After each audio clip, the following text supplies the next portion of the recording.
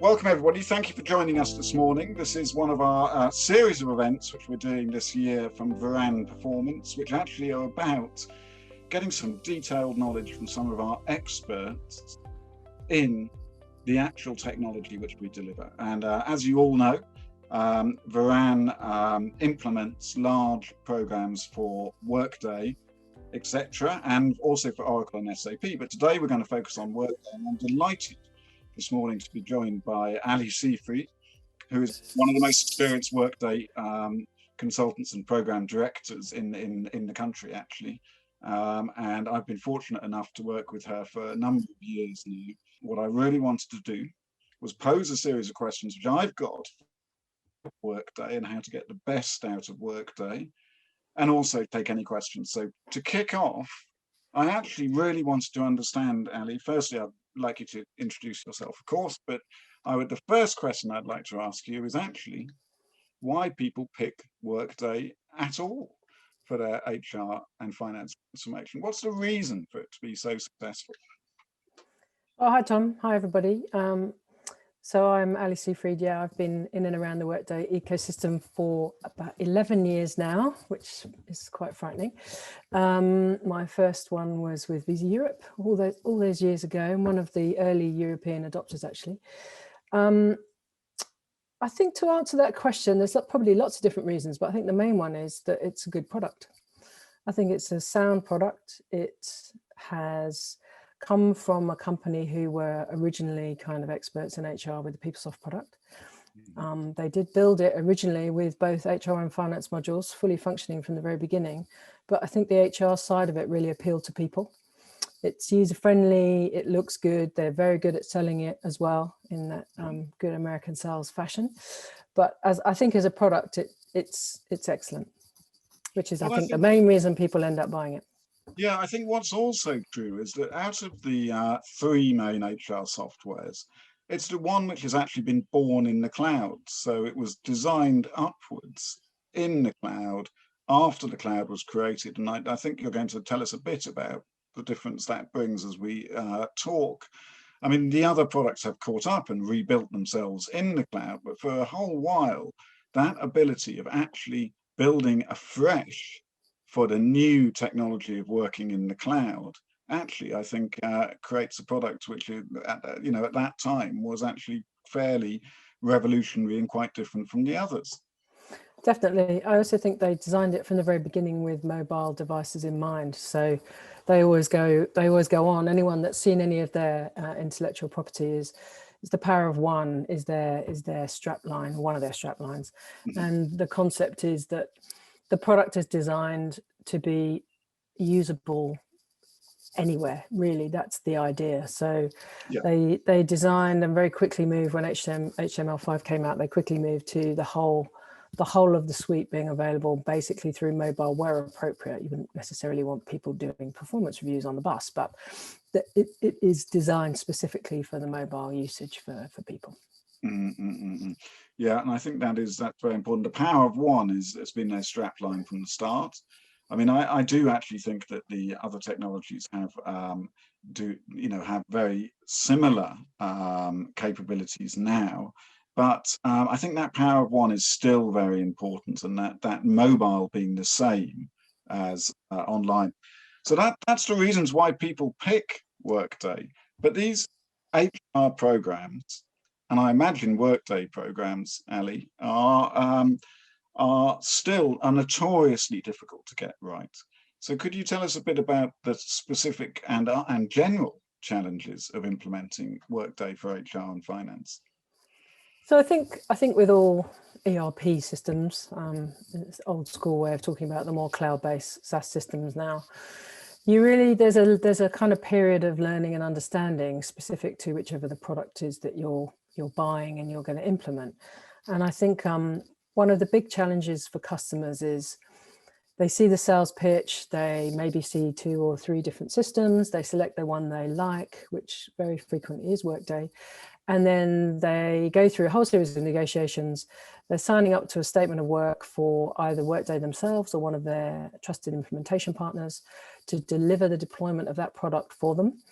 And I'll be honest, I think often the customers don't necessarily understand some of the terminology within that statement of work, number one, because they're not necessarily familiar with some of the words and the terminology, but also some of the concepts of the Workday product itself. So it is very much object-oriented. It is quite different to the original ERP systems, the old school ones. And I think often the excitement of the product that they're buying is quite quickly tempered by the reality of what's in front of them from a deployment perspective. Because once they've put pen to paper and they've signed their order form, and then they've negotiated and signed their statement of work, they then suddenly dawns on them that there's so much work to do, and maybe they're not quite ready for that. I think that is really interesting, but I need you to unpack that a little bit. So we've talked about a product which is intuitive to use. We've talked about a product which looks simple, and therefore my impression would be it would therefore be easy to deploy. Is it not something which you can simply kind of take out of the box, get the configuration team to configure, and then have what you need? Because we don't do anything special in HR and finance, Aly. I think actually that part of the deployment project is probably the easiest part, if I'm being honest with you. So as long as you're clear about what you're trying to achieve as a business, which isn't always the case, configuring the product and making the decisions, some of those decisions around how you want that product to work for you can be relatively straightforward. There are different methodologies for delivering that deployment as well. So Workday offers a methodology called Launch, which is designed to rapidly deploy Workday as a product. I think the complexity comes around being clear about what you want as a business. So you're clearly buying something and wanting to change because you're not happy with what you've got, or because you're growing, or because you're being carved off from another organization, or because you're merging with two other companies. So there's lots of different starting points for customers. And depending upon where you're starting from, the complexity of what you then have to manage will vary. So it could be the size of your operation, it could be multi-geographical, it could be within one country, it could be a very large number of people, employees and or non-payroll employees, which Workday speak is contingent workers. So there's lots of factors that contribute to the simplicity or complexity of what lies ahead. But the reality is most customers don't necessarily estimate correctly the level of change management required for their business, number one, the level of work involved in collecting, collating, cleaning, migrating, transforming, validating and loading all of their data, because it doesn't necessarily mean that all of the information you require to deliver an HR and finance system is going to be in one place. Very, very rarely is that the case. And tied to that, you have an added complexity of understanding your transactional history and your data retention requirements. So you may think you know where everything is, but when you're then asked the hard question of, right, go away and find it and make sure it fits into these lovely Workday workbooks, which is the mechanism they use to load the product, there can be some sweaty palm moments for customers, I think, at that point. So the data itself is a big deal. I think understanding how that may impact upon the way you run your business, and ideally you shouldn't be making decisions around how you want your business to operate as you go along. So ideally you've got a strategy for what you want the end game to be, and it might be that that's being achieved in 2 or 3 steps, and Workday part 1 is step number 1, and there might be Workday part 2, which would take you to step number 2. But if you haven't had the clarity of planning and thought and strategy around what you're trying to achieve, it can be quite daunting when you're suddenly asked a very, very, very long list of questions from the implementation partner.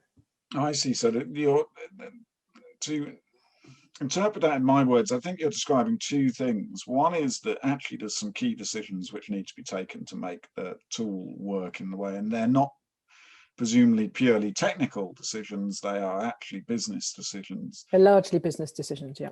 Right. And then the second part seems to be fitting it into your landscape. so that it fits broadly, I suppose, in a narrow sense within the data confines and integration confines, etc., and in a broader sense within the objectives and aims of your business. Absolutely. So there's setting the expectation correctly with your broader business beyond your HR and finance colleagues, and making sure everyone understands what's happening and why it's happening and how quickly it's going to happen, and what's expected of them in terms of engaging with the process itself of deployment. Yep. And then you've got often quite a complicated area around how you plug it in. I always think of it as the body of the spider.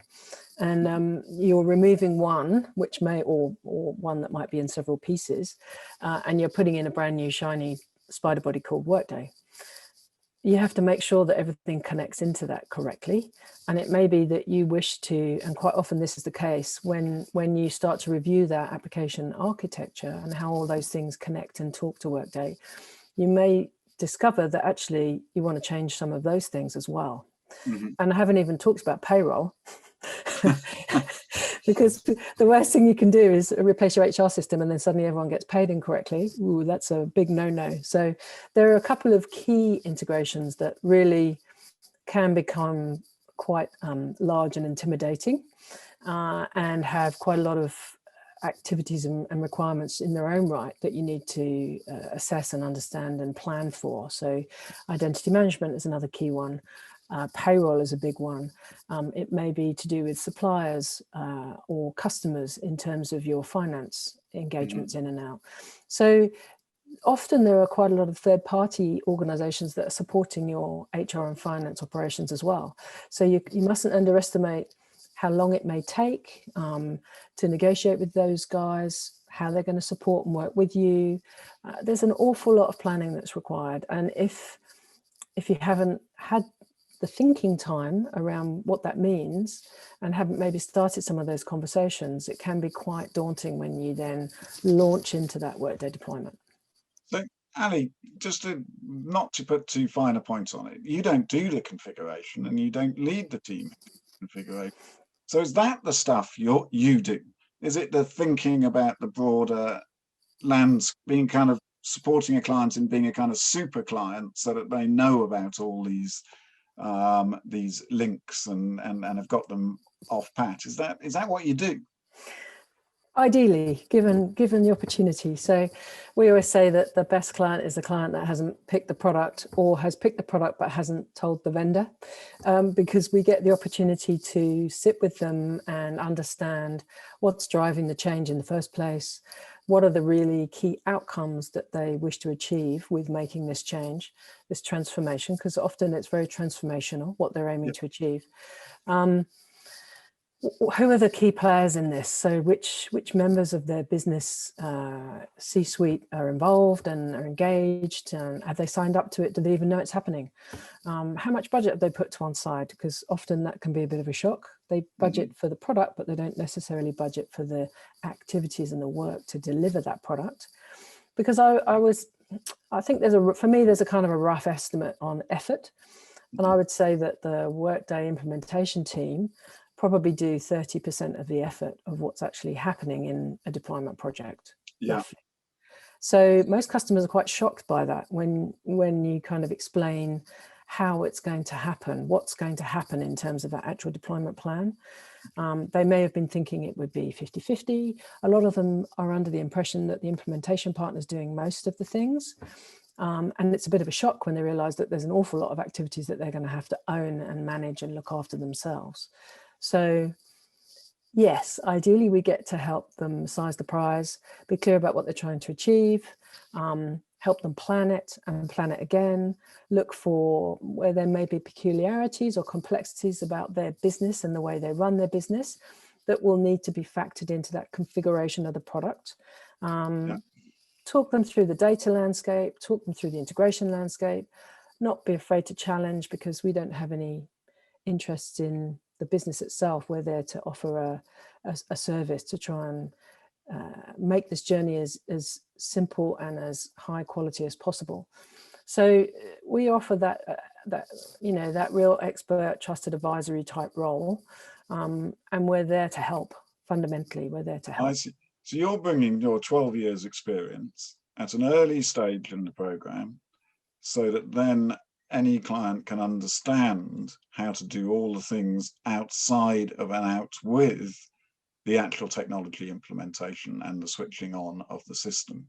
And I can really see that value, because what I see is that in most implementations, the configurations team job is to get the solution live. However, our HR colleagues and our finance colleagues are trying to do something much more substantial than that. They're trying to bring difference, transformation, and improvement to their business. So all those aspects need to be factored into the program. You know, the worst position which I sometimes hear about is clients talking about, oh, we're going to go live with this system, and that's seen as the end point, when actually it's kind of, you know, to me, that's kind of, that's a milestone on the journey, and the critical thing is actually delivering the business outcomes, etc.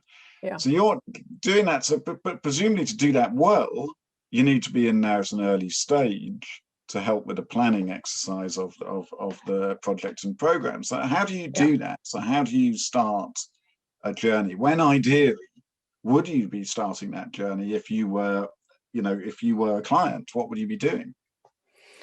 I think if I was the client, I mean, clearly there's something that's triggered the need, let's say, to make a change, and it isn't necessarily always technology driven. It may be because, as I say, you're being carved out of another organization, or you're merging with 2 or 3 others.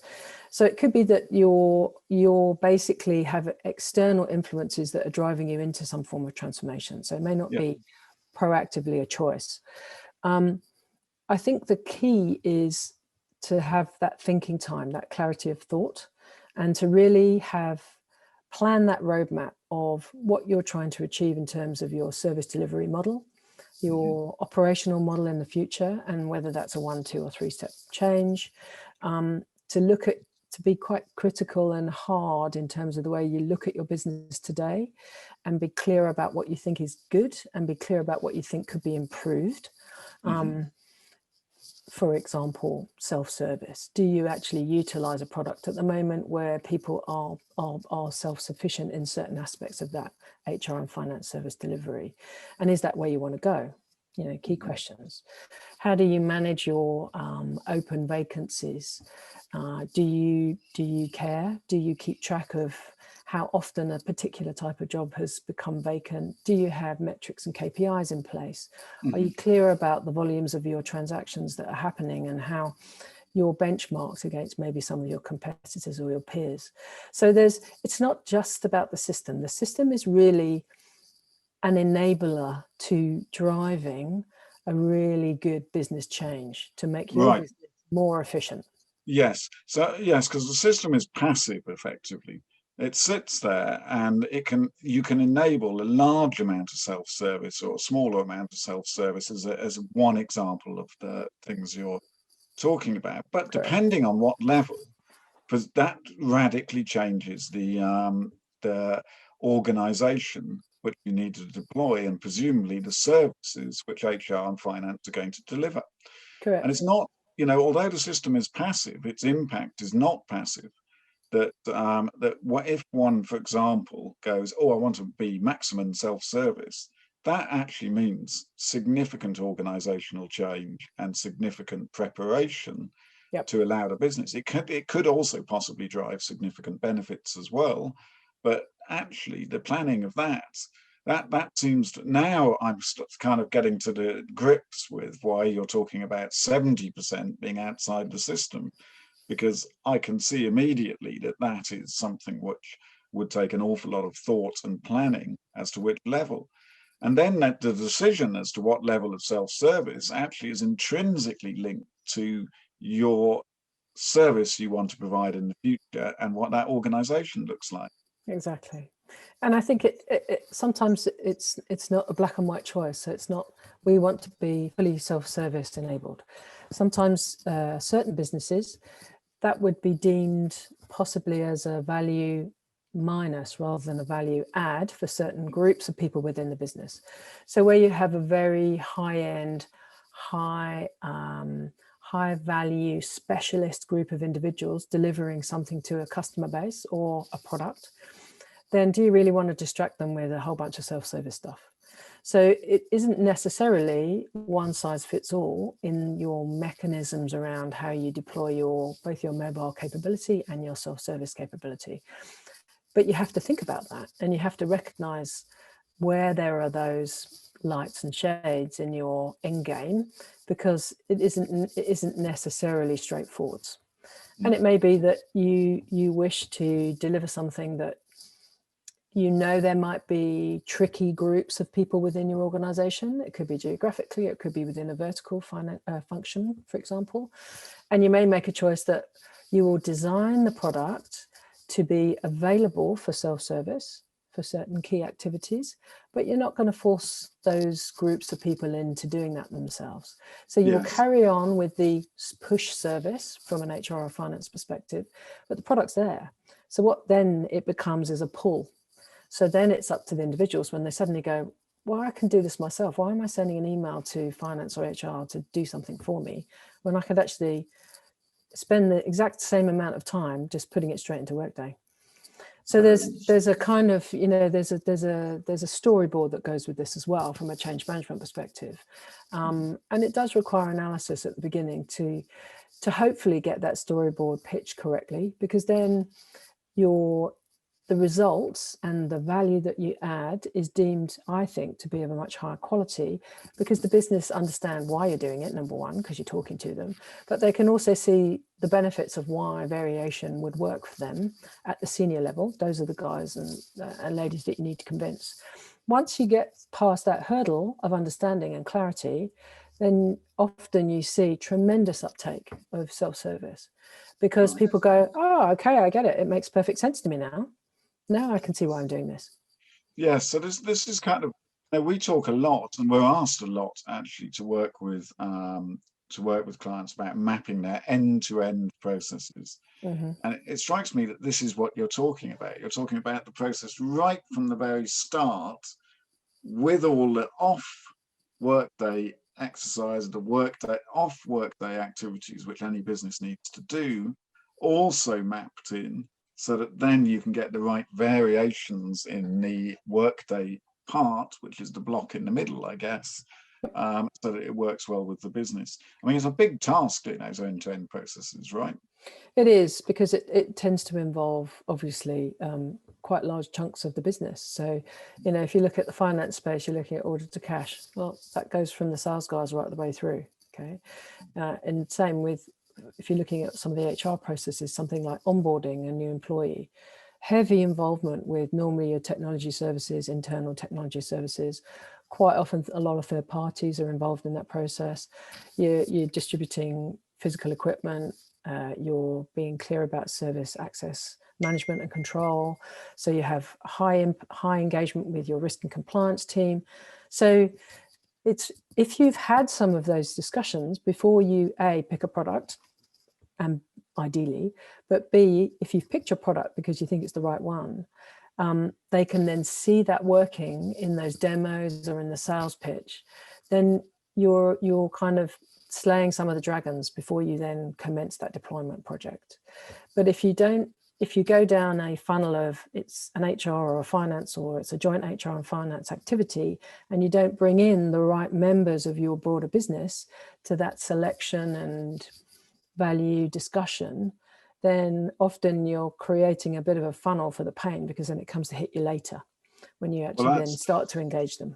That's very interesting, because I'm fully aware, Ali, you are often called in later in programs when perhaps some of these things are not thought through. And actually, we've got a question from one of the audience now, which is kind of in that situation.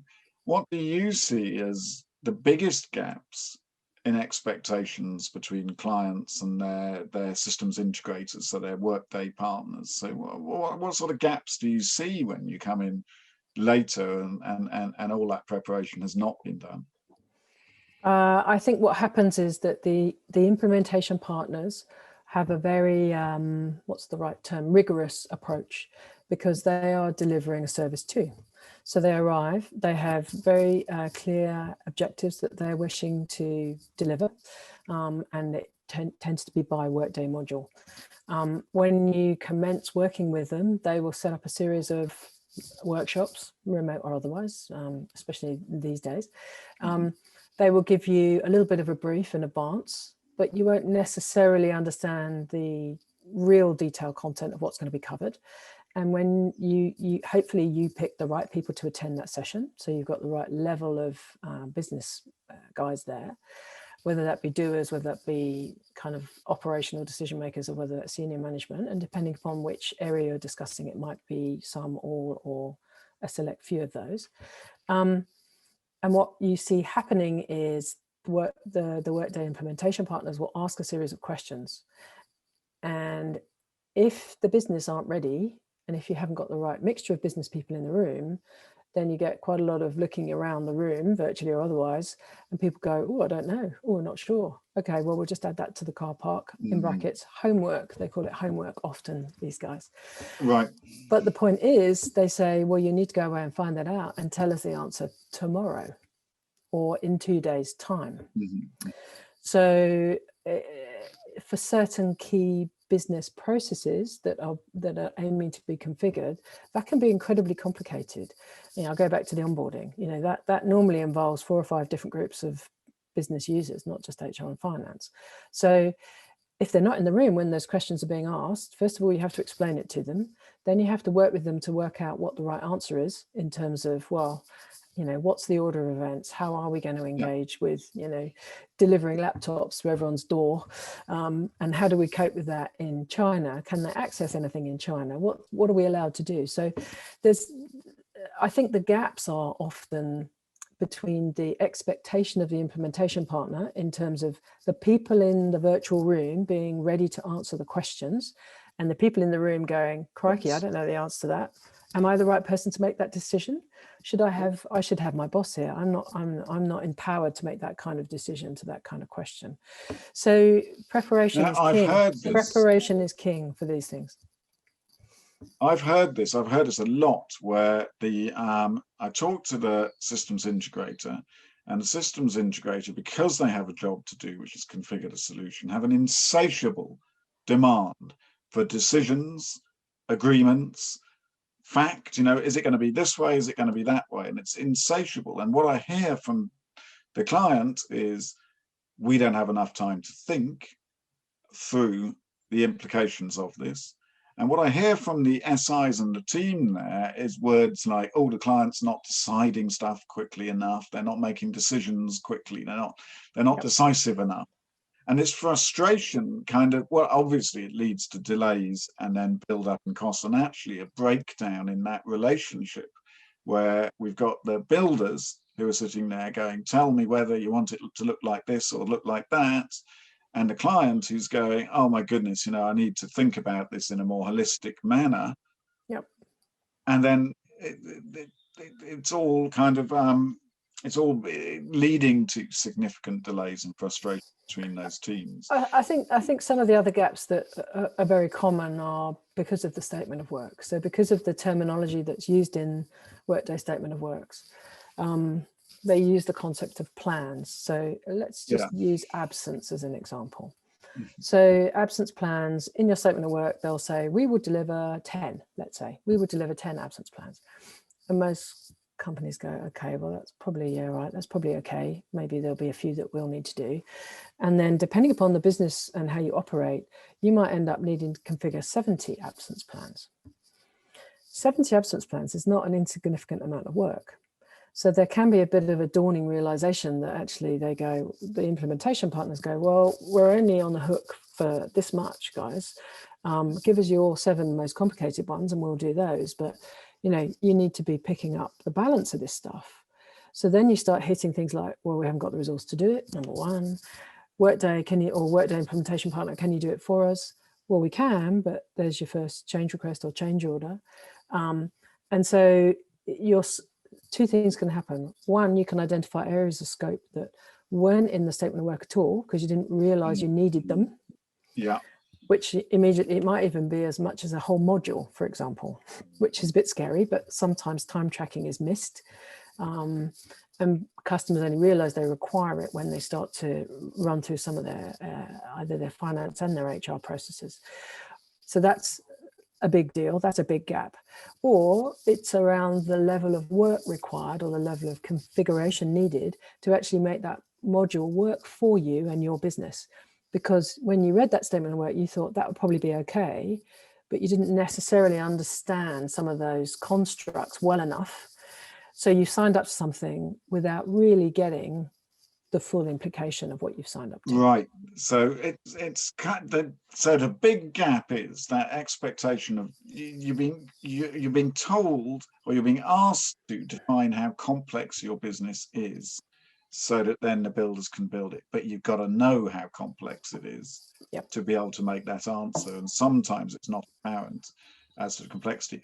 I totally get that. In the example of absences, I think it's a common area where we might be told, oh, 20 different absence patterns will do the average organization. But actually, that involves, if you're going to narrow down to 20, that involves a significant change exercise and renegotiating people's contracts, changing the way people work in different countries. Yeah, it can do. All that kind of stuff. And it may not be possible in some organizations, not to the speed in which a Workday deployment works, because these are pretty fast deployments, right? This isn't the 18, 20 months we used to see. This is months, not years. Yeah. It's very, very commonly between 7 and 10 months. Right. I would say the average rollout. If finance is involved, it might be an extra month or so, but right. So if you're talking about 7 or 8 months, 9 months with finance, then you're talking about deployments which involve clients knowing all the answers pretty much at the beginning. And that's a big list, because I remember from old ERP days, we used to have 18, 20 months to do this stuff. We'd work out each dimension with the client one by one. But the new deployment methodology just doesn't give you that chance by the sound of it. No. And you're locked into the statement of work. So you have a choice. If you have a flexible delivery date, i.e. you haven't got a hard stop for some reason, which isn't always the case, then your choice is, well, what do we break? Do we break the quality? Do we break the budget? Or do we break the timeline and generally then the budget? So it can be uncomfortable within 6 to 7 weeks of beginning a project, because that's often where you start to uncover, you turn the stones over and that's where you find their little hairy monsters underneath. And you have to work through, how do we deal with this extra bit we hadn't factored in? So I'm getting the picture, Ali. I'm getting the picture that we should be, in preparing for our Workday program, dealing with people like yourself to come in and help us identify those kind of pictures early on, and later is not the answer. It's got to be done early so that you absolutely know what you're doing. Now, we've got another question coming in, which is actually it's coming from one of someone who worked with you on back in the day in Visa. Now, the question here is, things have changed quite a lot. People are talking about agile the whole time, and delivering programs in an agile manner.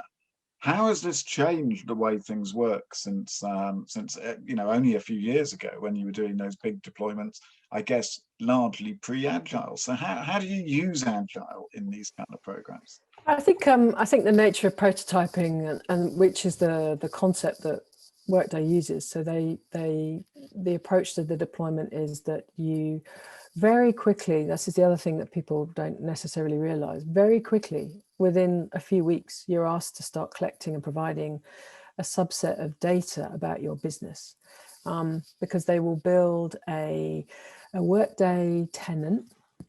Think an instance, a flavor of Workday that looks exactly, or tries to look like you as a business. So has familiar people in it, has familiar organizational names in it. That first prototype is used to drive some of those, what they call alignment sessions or validation of your business requirements. Think of it that way. They use that first prototype to kind of size the prize, tease out any complexity, look at where there might be configuration additions required over and above the out-of-the-box product. Now, Agile can support that series of activities, that series of prototypes, in some ways, largely through enhancing communication amongst team members. So yes, scrums, daily scrums, however frequently is deemed necessary, stand-up meetings, which is tricky when you're remote, but you can still do it. So there are some aspects of the Agile methodology that I think work very well with prototyping, because it encourages that constant flow of communication around work groups and work streams, but between work streams as well. So I think the Workday approach to deployment, to some degree, factors in and aligns to the Agile methodology. Right, but I think the one of the Agile methodology kind of statements is that you shouldn't need to create a massive long business requirements list in the same way. Yes, I can see the logic to that, but if you haven't thought through your complexity and areas of complexity, and not every business is complicated, but there's probably going to be some things that you do a bit differently because of who you are and the way you operate. So as a minimum, you need to have gone through the thinking around those things and identified them, because then you can focus more attention on those through that first architecture and design phase of the project. I think that's right. I mean, there is a real tension in the delivery of these large and complicated programs between what we used to call the waterfall methodology and then Agile. The truth is that these programs do need planning and do need to go live in certain territories at a certain time, and that is more than a Agile sprint, etc. to do that. And if you need to change it, it's more than an Agile sprint. But I like the idea of creating that hybrid method where you're taking some of the Agile and applying it, because I equally know that the waterfall method we used to use is too rigid and slow. So you're describing creating a culture in a business and a culture in a program team of taking some of the Agile components which can be deployed, but applying them over and together with a more traditional waterfall approach, by the sound of it. I think the key for me is, I try not to get too hooked up on methodology approaches. I think what's fundamental to a successful team is that team. You have to work together, you have to communicate, you have to be clear about what you and your immediate peers are doing within your area, within your accountability space, where you're responsible for delivering something, keep the person you're delivering it to aware of what's happening. So for me, there's the essence of a successful deployment project hinges massively on how well that team operates as a team, and that incorporates the implementation partner. So if they are clear about what they require from you, which they are, because they're quite rigorous in their approach, and you understand that and you can work with that and complement that, then it works. But you have to be ready for that fitting to their method and their plan, and recognize that their plan is only 30 or 40% of the overall plan. So you really got to be ready. Okay, so we're approaching time. I've got another couple of questions, but one of them is actually related to, Workday started as an HR product and a bit payroll and all that stuff, or maybe it didn't start as that, but it was a full finance and HR product, but it was right. a bit all right, it became famous in its HR area first. But how often are you seeing financials now being incorporated and stuff like that? Is it the norm? Is it unusual? Is it more frequent? No, I think it's definitely becoming more attractive. I think in the old days, finance directors, CFOs, whatever you want to call them, they were very comfortable with their nice, solid ERP systems that fundamentally were finance systems and often had an HR module bolted on to make sure the workflow worked. I think Workday as a product has massively improved its finance offering. It's also been clever in the way it's gone to market, and it's identified other providers and other products that were pretty much seen as the best in class, and they've absorbed them into the Borg, let's say. So they have taken the capability of another product, and they have brought it into the Workday family and rewritten that into the one source of code. So they have really enhanced their capability and their specialist capability within the finance space. They're still a bit behind in the payroll space. They still only really satisfying kind of 4 or 5 key country payroll requirements. But I think from a core finance, financial planning, what I would call financial data warehousing, reporting capability, they've really improved it. I mean, it is really in the interesting last 2 years massively, and I think people are seeing that now. Everyone I'm talking to are talking about being the top priorities, moving towards things like strategic workforce planning, things like understanding the workforce, connecting it to the financials. So, it's always been a bit of a panacea, but I think the last year, where most of our businesses have had very significant changes to their workforces and their financials at the same time, have been rather forced to get a focus on bringing these two things together, that it's becoming more and more urgent that the two things integrate, and the understanding of how they integrate are getting greater. I'm seeing many of my clients thinking much more closely about how they turn people data into financial data and back the other way as well. Definitely. I had a customer who fairly shortly before the pandemic really kicked in had gone live with Workday HCM and a few other modules, recruitment, and a few other things. And I touched base with them maybe 4 or 5 months ago, and they were like, very, very good timing, because the nature of their business meant that everyone was working remotely. They were lucky that they could do that. And they said Workday was an absolute blessing, because it meant that everyone could carry on. Their service levels were maintained to their employees through very difficult times for a lot of people. And they said they couldn't have done that in their old setup. It would have been a car crash, basically. So yes. I think the nature of business is changing. I think the need for really solid data, I hate using the word, but data means that you can then extract information. And information is power, because it allows you to make decisions either by looking backwards or looking forwards. So being able to assess how you've performed in certain areas statistically and through KPIs and through measurement, and then looking at where you're trying to go as a business strategically, and having the ability to project that using a tool that combines probably the most expensive item, which your people cost, in an integrated way, and gives you pretty good reporting and dashboards.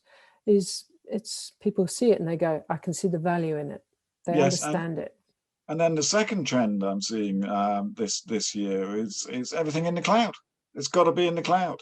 It's, we have seen what's happened when we have left our filing cabinets behind. We've seen what's happened when we're trying to stitch together systems which might be some of them on premise, and we're looking after them and all this. There is no CIO, I think, in the world who does not have it on their agenda to make sure all their data, all their material is in the cloud. In a very short timeline. Of course, Workday speaks to that very strongly, I think. Definitely. And I think, there's a big challenge really for our poor friends in compliance and risk management at that point, because it's pretty scary. I remember when cloud was first talked about, and the conversations that we had with the risk management teams in those organizations were very long and very protracted, and they were very, very detailed. It's becoming more accepted now. And I think the organizations like Workday that are delivering that service of data in the cloud are doing a good job. But it is a challenge, and there is always that threat. So there's a risk profile there for some organizations. Okay, so we're nearly out of time, Aly, but can I ask you one final question, which is actually, if you are a project sponsor who's about to start a Workday implementation and is thinking about Workday as a possible answer, maybe they've been and seen and spoken to some of the Workday team and got a feel for it and are really thinking that's the thing I want to do, what would be your top tips as to what they need to do to get that potential and really succeed? So what would you advise them at that early point? Do your homework, be clear about where you're going, be very, very clear about your direction as a business and through the specific transformation for the HR and or finance. Don't underestimate how much resource you're going to require to do this. And I'm not talking about hundreds of external consultants coming in like us. I'm talking about be practical, look at how it's going to change your operating model. And if you're going to put in 2 little mini hubs to support you around the world, specifically with that Workday and reporting capability and integrations knowledge, then bring them in at the beginning. Start that headcount early and make them part of that project, because then they're putting it together for you. So don't underestimate your resourcing requirements. Don't underestimate how long some of this information gathering might take you. Data, collecting it, cleaning it, and all that kind of stuff. Be very clear about what you're trying to achieve, and don't try and move too fast unless you're being forced into moving fast. And if you're being forced into moving fast, then be brutal about what is a must-have versus what's something we could put on, part 2 on the list for part 2. And try and engage people that understand the product and the speak and the methodologies, because they can help you avoid some of the pitfalls that customers can make, or fall into, I should say, not make. And the value in that help at the beginning pays off, because you have far fewer change orders. You'll probably go in on time and in budget, ideally, and you will not over promising and under delivering, because they will keep you straight. Yes, I mean, what you're describing to me is that there's a time for speed, but to go really fast, you need to be very well prepared, and you Absolutely. need to know what your answers are. And that resonates with me, because I think of the programs which do take much longer, which are less successful, which I've been in contact with. And actually, it's because there's a disconnect between the speed at which the program wants to work and has been kind of contracted to work, and the ability to answer all the questions and give the confidence, this is what I need, this is what I need. And I guess we see it all in our building projects. And yeah, we do. We actually see it in customers that have gone live quickly, and they weren't ready, and they kind of got 60% or 70% of what they really wanted, and then they come and say, can you help us kind of fix it? So this is a common thread that we're seeing. Yeah, good. Well, Aly, thank you very much. I know you are incredibly busy this new year, and I'm delighted that you managed to find a little time to give us some of your insight. It's great to hear from somebody, one of the few people who have put in now hundreds of thousands of Workday seats. Thank you. And to get a few of your tips. It's been very good to speak to you and understand better what your thoughts are.